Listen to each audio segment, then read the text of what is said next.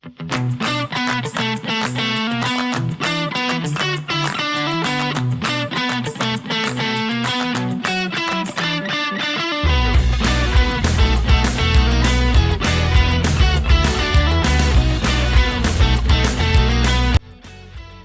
of my favorite writers in business and in leadership was Stephen Covey.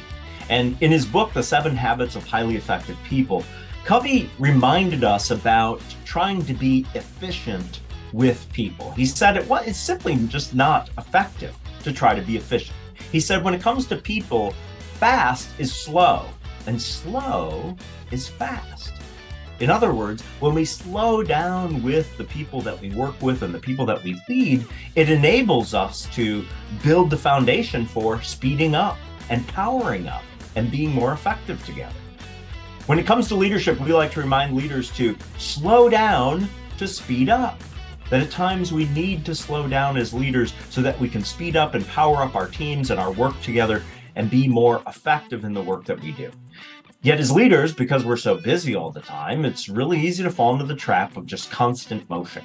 And so we have to be intentional to practice slowing down, which really isn't that hard, but it's really important because if we're going to build a habit for slowing down when we need to, we're going to need to practice with some simple ways. I'll give you a couple examples. One is practicing connecting with and engaging with your team more regularly, even if it's just for a few minutes of conversation about how their family's doing or how their vacation was or what they did on the weekend, or a few minutes of conversation about work, just asking around how is work going for you, what's going well, what's challenging. Conversations like this are meaningful because they require us to slow down. And why do we have to slow down? Because we really need to listen to have those meaningful conversations. And we can't listen well if we don't slow down. So it's a great way to practice. Another way to practice slowing down as a leader is to build in time to let your people think about things.